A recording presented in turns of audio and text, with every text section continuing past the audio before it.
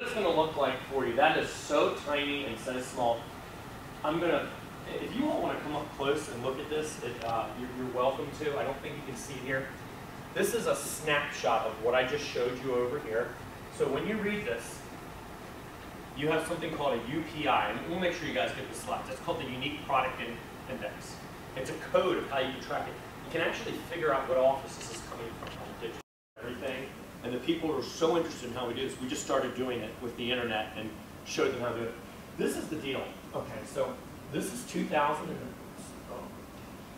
This is 09.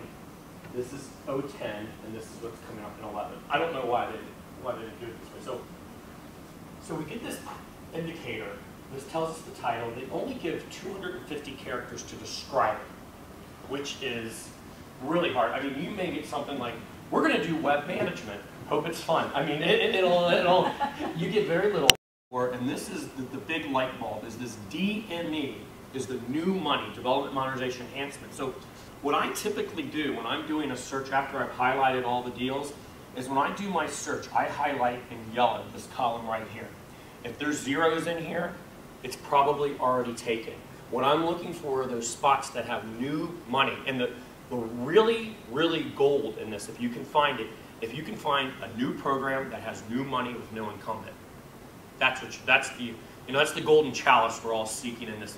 Sometimes you'll find that, other times you don't. And I'm gonna, I'll get to a story a little bit later in the presentation. But don't be confused. It's overwhelming when you look at this. But if you highlight this and that, and as you're reading it, if there's zeros here, probably a good idea to move on. Right. And my question here was just, do you expect that there be a difference between the two columns as far as the numbers, the current year versus the budget year? You'll remember a couple things that I said, and if you like me or not, same way when you're presenting to people. Have a clear goal of what you want to communicate to them.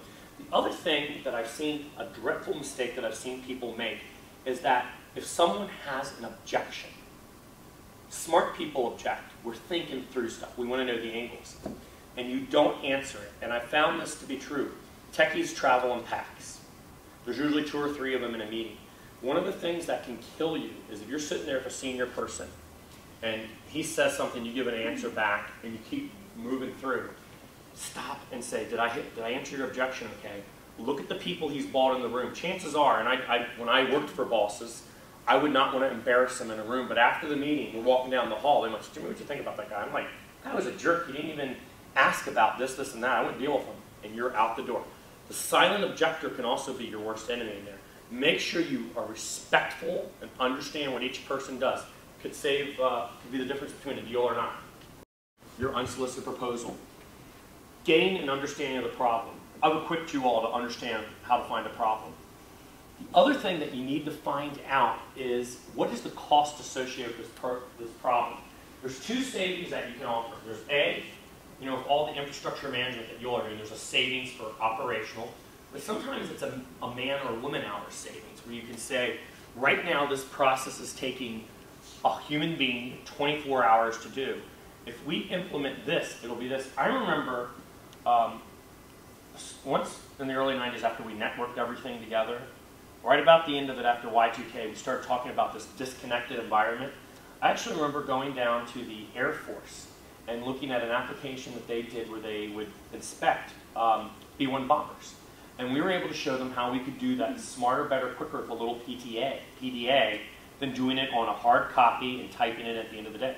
It was a man-hour. It wasn't a cost like money. Sometimes it's in the process. And the companies that we have here are much smarter with that than I am. You know how to look for that. The other thing, slide on to our next one. One of the things that I spend a lot of time is your opening statement, like today. If you all wanted to stop right now and keep talking about the budget, I would do it, because it's not about me. It's about you all as customers and members of SARTA getting your value out of this. I got 100 other slides we could go through. And when you are in with someone, you remember that example I gave out at Census? When they laid that laminate on the table, he started talking to him. Did we scrap our presentation? You betcha. We didn't need to go through it. If you get that genuine dialogue, be flexible. There are many ways. And you get those people that are just so focused that you've got to get to every slide. You really, really don't.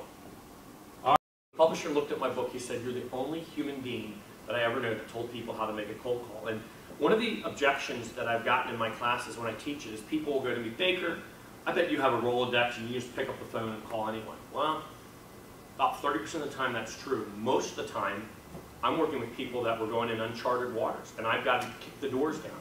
Once you're equipped, I put up here, this is a good way to get someone to get you to call you back. You tell them who you are, and you tell them what you specifically want to discuss. You tell them briefly the value. You let them know you're emailing a specific agenda, and that you will call back either their scheduler or them in a couple days to set the appointment. This works. It has worked for me for 20 years doing it this way. And per my voicemail, I'd like to set up a time to meet with you to discuss blank about XYZ. Introductions, about the customer, why we want to talk with you, value proposition, next steps. At your convenience, give me a few dates that will work for us to meet 30 minutes. Please call me blank with any questions. People will respond to these kind of things. You're saying, "I respect you as a busy executive. I went this, this, and this, and this." They'll look at it and say, "That's not me, that's John Joe," and you move on. Objection, please don't mull over it.